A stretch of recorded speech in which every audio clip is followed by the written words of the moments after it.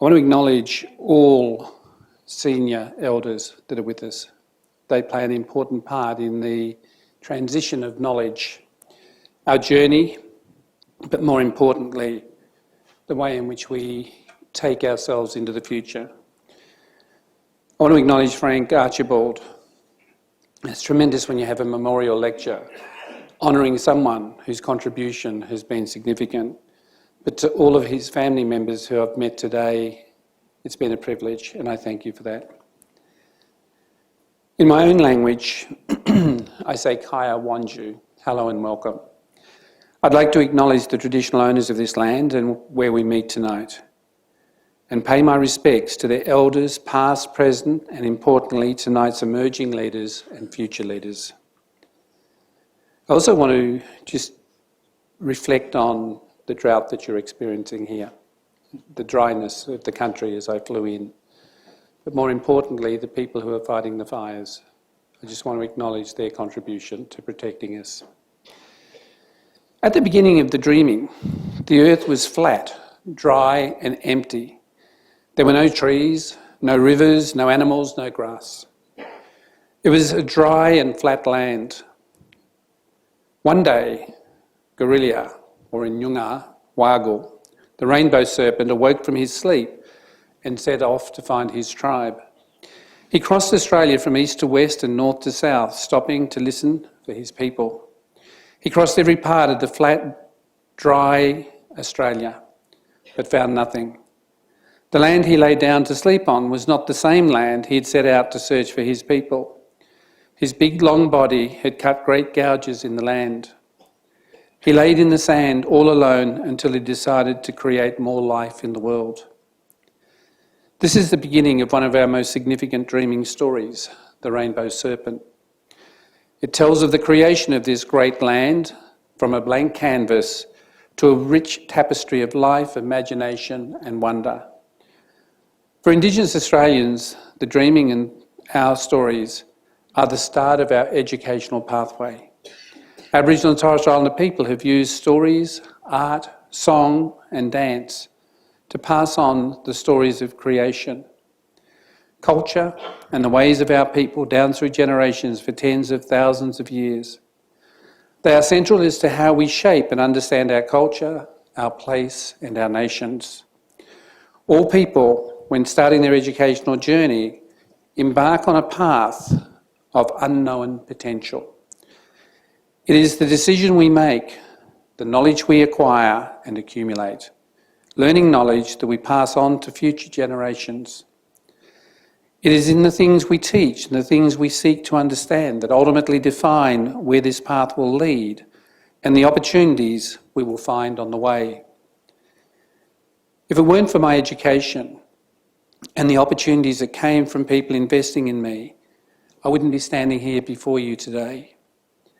Some of you here tonight may have heard the story before, but it bears repeating because it demonstrates the immense power an individual can hold on empowering a child and setting them on a path that sustains them for a lifetime. Miss Abernethy, my Year 1 teacher, realised that I was behind the other kids in my class because I'd grown up in an isolated town that had no school and I did my schooling through correspondence and School of the Air. She suggested to me to come to school every morning at 8 o'clock before school started to meet her in the classroom. She used to have a wall, and I still see this as an image, a blackboard that had bricks that she had drawn and a picture of Humpty Dumpty sitting on the wall. On that wall, Miss Abernethy would write a new word that I would have to learn each day. First, she'd get me to tell her what I thought the word was, and I'd have to sound it out and guess the meaning. If I was wrong, she would explain it to me. Then she would have me put it into a sentence. And after that, she would take me back through the other words on the wall that we'd already learned in the previous days and weeks. We did this day after day, and our wall of words grew substantially, although I always remained shy. Miss Abernethy was my teacher for 2 years. But she was really my teacher for a lifetime. She believed in me, supported me, and never gave up on me. That is the value of education. How can we use educational success to redefine Indigenous success? Recently, I've spoke about the need to reshape the way we approach Indigenous policy making, and this is particularly true when it comes to education. For too long, we have been treating the symptoms rather than addressing the cause. A few weeks ago, I had the opportunity to visit Yarrabah, an Indigenous community east of Cairns, and during my visit, I joined the remote school attendance strategy school run, and we drove from the local Yarrabah State School up and down the town, picking children up for school on the way. We put up at one house where a family of children were playing in the front yard. When one of these children realised it was time for school, he dropped to the ground. He refused to move and acted as a total dead weight for anybody who tried to pick him up, and had to be carried to the car by his family members. But his opposition prevailed and he was not getting on the bus. As educators and politicians and as teachers, we need to unpack why this is the reaction to going to school. Missing school 1 day per week every year results in 3 missed years of schooling by year 12. Programs such as the Remote School Attendance Strategy School Run are operating to reverse trends that have impacted on Indigenous Australians for far too long. If we don't work to identify the cause, we will never reverse the symptoms. I'm committed to getting more children to school no matter where they live. And over the few weeks from Yarrabah in Queensland to Groote Eylandt in the Northern Territory, I've been seeing innovative programs that are working with Indigenous children and families to increase school attendance and participation in education. I want us to be looking at what is working, what is already making a difference right across this country. What can we learn from those working in community to close the gap when it comes to education? And take these programs, often designed at the local level, to continue improving school attendance. I want us all to focus on the positive and what's working as opposed to the negative statistics, the gap. Imagine being a young Indigenous Australian and having your future regularly defined through disadvantage, disparity and underachievement. It's no wonder we create a sense of futility and create a mindset that we might never close the gap in educational attainment. I experienced this personally when I had a teacher say to me, "You know, you'd be better off leaving school and working on a farm. At least you would have a job for life. You know your people don't do well in education." That was the catalyst for me to defy low expectations and never allow their perception to alter my pathway in life. I wasn't accepting a stereotypified expectation of not being equal to my peers in that classroom. And we need to make sure that we don't diminish the dreams through the environment and narrative that we are setting for young Australians, particularly our children. We need to make sure that everything we do supports aspiration. Aspiration in education, aspiration in employment, and aspiration for community. So let's set the scene for a young Indigenous Australian embarking on their education journey. What excites me is that more Indigenous Australians are now attaining a Year 12 or an equivalent qualification. More Indigenous Australian students are staying in school longer, increasing their chances of successfully completing Year 12. More Indigenous Australians are studying higher level vocational education and training courses. More Indigenous Australians are going to university.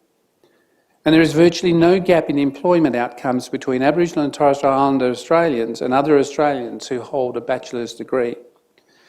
The retention rate from Year 7 and 8 to Year 12 increased from 48.7% in 2011 to 60.9% in 2018. Under the National Assessment Program for Literacy and Numeracy, or NAPLAN, the share of Indigenous students at or above minimum standards in Years 3 and 5 reading and Years 5 and 9 numeracy increased by around 10 percentage points between 2008 and 2018. This is educational success. This is Indigenous success.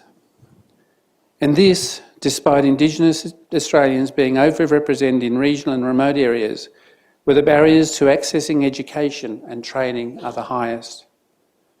Aboriginal and Torres Strait Islander students in remote areas can experience multiple layers of complex, compounding disadvantage, which affects the quality of their school education. As I did when I grew up as a child in Nanine, many Indigenous Australian students must relocate to attend secondary school. They often face cultural barriers, experience homesickness, and have limited access to Aboriginal and Torres Strait Islander teachers and support networks. The remote school attendance strategy supports 13,300 Indigenous Australian students attending 84 schools in remote and very remote Australia. Excuse me. Remote school attendance strategy employs around 430 people. 410 are local Aboriginal and Torres Strait Islander people who work with families, students, communities and schools to encourage school attendance. In 2019, a new remote school attendance strategy model commenced that mandates communities planning local governance, flexible attendance activities and employment and training for local staff. The RAS operates in the Northern Territory in 40 schools, Queensland 14 schools, South Australia 14 schools, Western Australia 12 schools and New South Wales 4 schools. Indigenous student attendance worsens with remoteness. 63.4% in very remote areas compared to 85.8% in inter-regional areas in 2018. Now we need to build on the successes. We need to celebrate those successes and use success to redefine how Australia views the education of Indigenous people, because this represents some of the earliest footprints in a student's journey. And further down the path, we're seeing improvements in tertiary education. The number of Indigenous students enrolling for university has increased by 45% since 2013 to almost 20,000 students. Indigenous students are 31% less likely to attend university than the rest of the population, but this trend is improving. One of the interesting elements of the figures now is that when I was teaching and in charge of Aboriginal education, we'd see an apparent retention rate of, say, 14,000 Aboriginal children starting in year 1. But by the time they got to year 12, there'd be less than 1,000. And the question you have to ask is, where are the young ones that fall out of the system? And how are we re-engaging? And that's an important element in the thinking that we have to consider. But when I look back then to now, it is like chalk and cheese. It is really a quantum shift. But we've got more work to do, because education is the engine for change. It empowers individuals to make informed choices about what they want in life. Fiona Stanley did a research project with 4,000 Aboriginal families in Western Australia. The frightening figures that came out of that was that every student who left before year 10 had the worst indicators of disadvantage across the whole spectrum. Young girls tended to be pregnant early, tended not to look after the health of themselves or their child. Those who exited after year 10 made more discerning choices about the quality of life, both males and females. But those who finished and graduated from year 12 went on to make choices about putting off a number of things in their life to pursue an academic career, and a career in an area that they wanted to pursue. And we're seeing the success of that, because that becomes the modelling of for a son and a daughter. And so it's important in the journey that we do. And according to the undergraduate applications, offers and acceptances in 2019 report, which was published on the 28th of October, a record number of Aboriginal and Torres Strait Islander people were applying to study at university. Indigenous students made up over 7,000 applications, an increase of 3.3% on the previous year. Indigenous enrolments in government-funded vet programs increased from 81,915 in 2005 to 105,191 in 2015. So we're seeing a greater increase in take-up within the TAFE sector. There's been steady, positive improvement in the promotion of Indigenous students in the proportion, of Indigenous students enrolling in higher education vet qualifications, so Cert 3 and above, increasing from 38.3% in 2005 to 54% in 2015. We know that our students who undertake vet in rural, regional and remote locations are participating at the same rate as other vet students from the same locations. Let's also look at how we're defining success in Indigenous education. It needn't be viewed through the same lens as non-Indigenous Australia. Our paths may look different, but if they're working towards a life of employment and self-sustainability, then they should be encouraged and celebrated, and where possible, given the opportunity to merge. There is an old adage when I trained as a teacher, was to teach from the known to the unknown and understand the culture of a child to enable a better outcome. While everyone understands and learns differently in the way they access knowledge, we have an obligation to build on the knowledge of their prior learning. That is, parents as early educators who influence and shape a child's early life. Future policy successes must be framed in terms of realising an individual's potential rather than just teaching on par with the average Australian outcomes. While keeping an eye on the quality of educational alternatives, we need to ensure that our children's outcomes improve at all stages of education, and we must foster a culture of excellence and high expectation aspirations.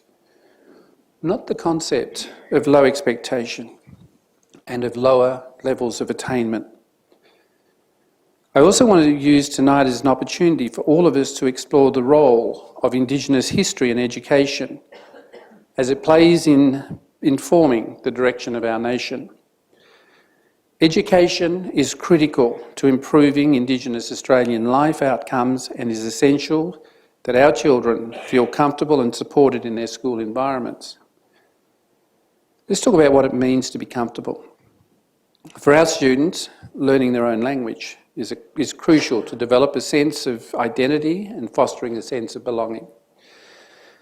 As English is for Australians, or the mother tongue of culturally and linguistically diverse populations, we celebrate those. But I often hear the reverse for Indigenous students with their languages. I want to share with you the comments and reflections of a group of youth in the Kimberley Suicide Roundtable forum that I have. A couple of points, and this was repeated to me in Alice Springs by a young Aboriginal man. They talked about how can we define ourselves when everybody views us as a deficit? How can we view ourselves if we are not encouraged to reach beyond the capability of the other children in a classroom? And one young fellow in particular said, "You do it well in sport. If we're a good sports person, we are supported to the hilt. We are encouraged to reach our peak." And we see that manifested time and time again. But the most damning comment was from the young fellow in Alice Springs who said to me, "I want our adults to tell us they love us." He said, "I get criticised." He said, "What I long for is an adult to say, 'I love you.'" And that left me dumbfounded in terms of saying to him, "You must have been told that." And he said, "No, not that I can remember." He said, "But if in death I hear the beautiful words that are spoken to somebody as we bury them, but we never tell them in life." He said, "We have to change that if we need to reach the pinnacles of success." And so there is some reflection that we need to do in the education process.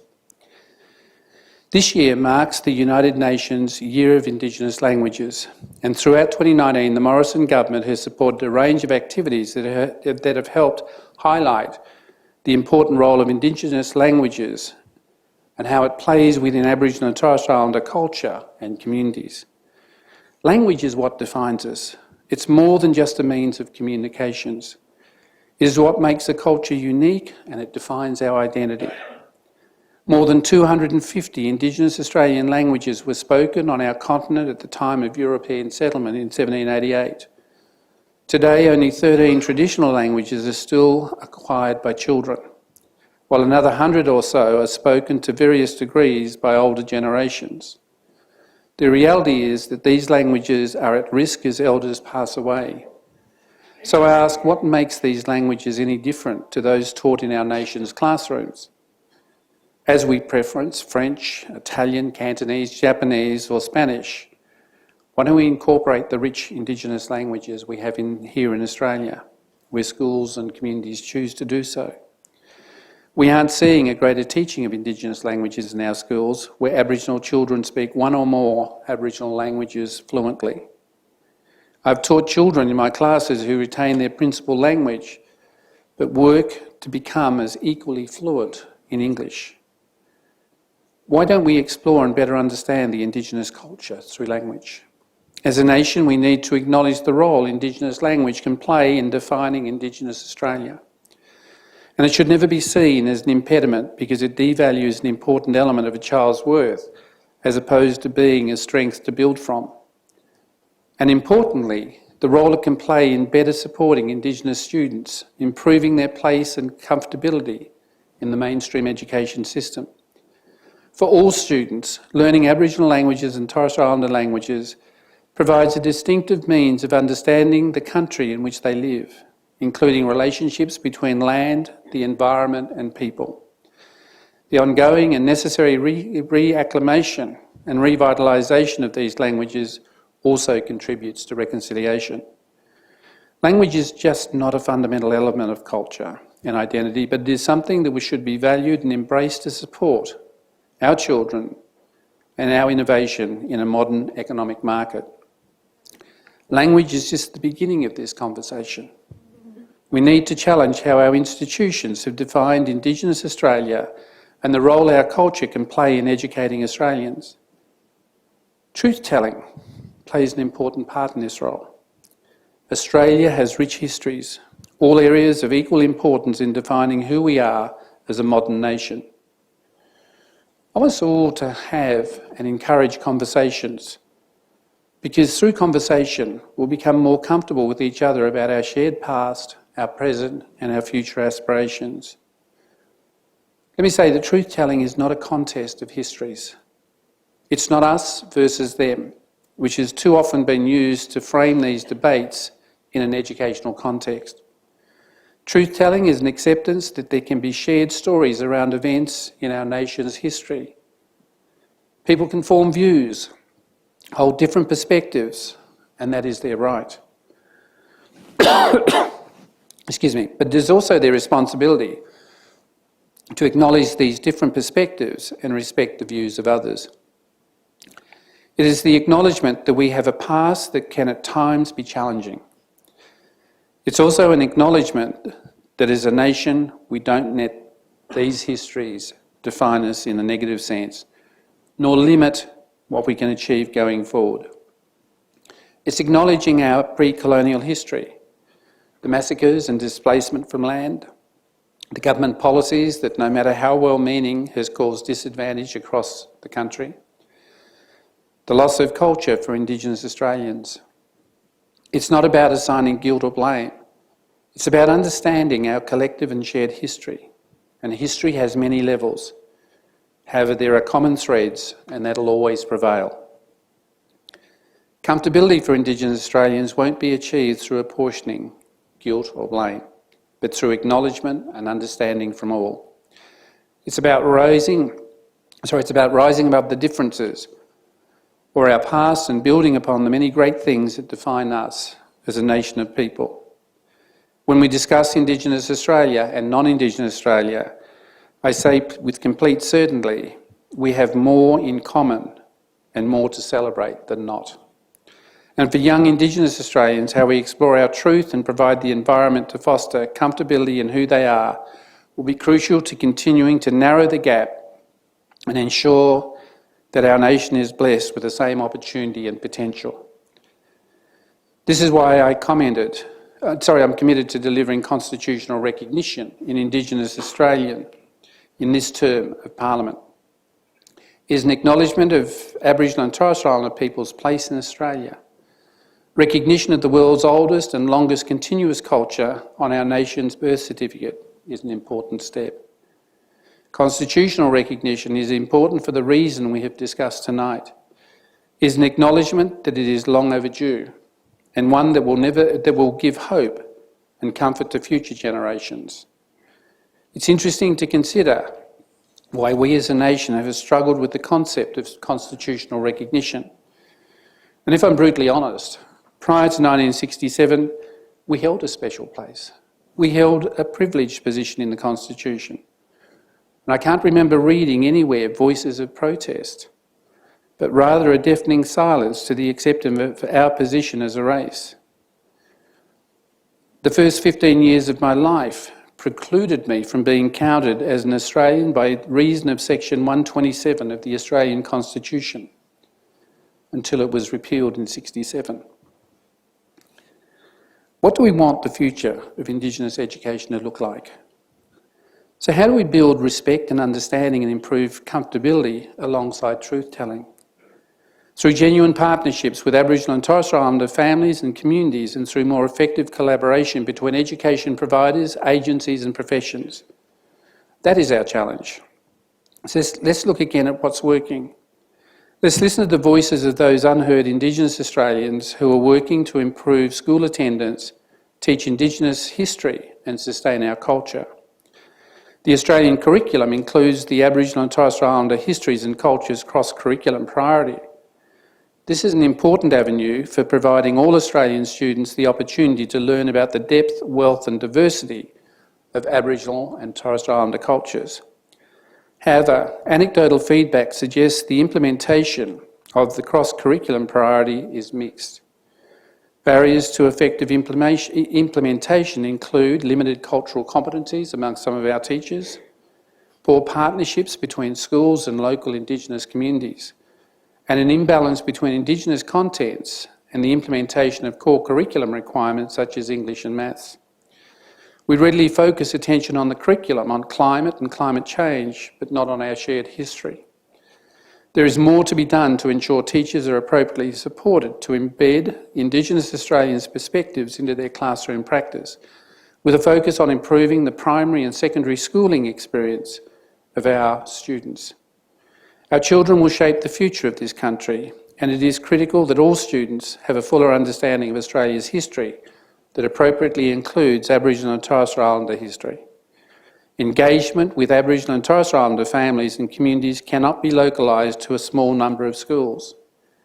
It is important that all schools across our country work to develop the capacity to engage with their local Aboriginal and Torres Strait Islander community to ensure local cultural context is understood in classrooms, and that all students have the opportunity to learn about the rich and diverse histories and the cultures that make up their school.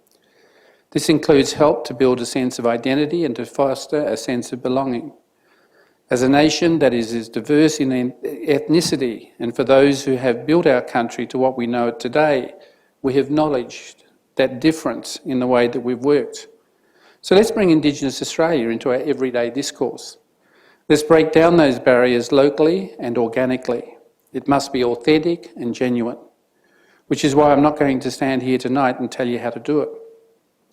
I ask that you go out and work alongside and in partnership with local community to ensure the acceptance and showcasing of culture through an educational frame, and make sure that it is done respectfully and appropriately. Comfortability is a two-way street. We cannot lose sight of that. And it is only achieved through walking and working together in partnership and at a pace that is accepted by all involved. I'd like to pay particular credit to my colleague, the Honourable Dan Tehan, Minister for Education, for his commitment to supporting Indigenous students within the education system.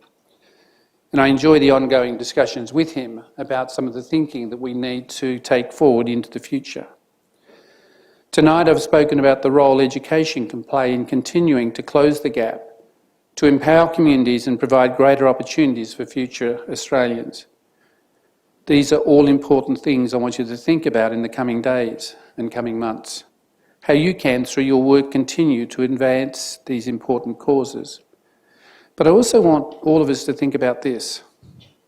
We often speak about the big picture of Indigenous Australians, the need for an Indigenous voice, the need for constitutional recognition, and the need to close the gap. More importantly, how do we celebrate success and acknowledge achievement? But what does it look like to a young Indigenous Australian? What does it look like to a child in a community who is at risk of becoming another statistic? What can we do to give greater hope to that child? To help them overcome the barriers of deficit and low expectation in relation to education and the broader matters that they will face in life? To help give them the education that will set them on a path to realise employment, to realise empowerment, and to realise a better future for the next generation. As we do for every Australian child, we need the same journey, the same curriculum, and the same expectations. Tonight we've discussed where we're headed. The future looks more promising than the past, but we must collectively accept responsibility and resolve to continue this work to pave the path to a brighter future. We all start with a blank canvas, as the Rainbow Serpent tells. From this was born the most remarkable nation on the planet, full of rich and diverse history. Its people empowered by potential and opportunity. This is how we must view every child as they embark on their educational journey. Let's not limit potential because of origin or geography. Let's resolve to shape their paths as our nation was shaped, so that their lives are rich, full and rewarding. That is our challenge. That is our opportunity. That gives us a moment to reflect on what is the best possible pathway that we can give an Indigenous child at every tier of education, to enable them to be the best they can. And at some point, I want to see in the future, Australia celebrate a young Indigenous student who succeeds, meets all the criteria of a Rhodes Scholar, but ultimately becomes the Prime Minister of this nation. Thank you.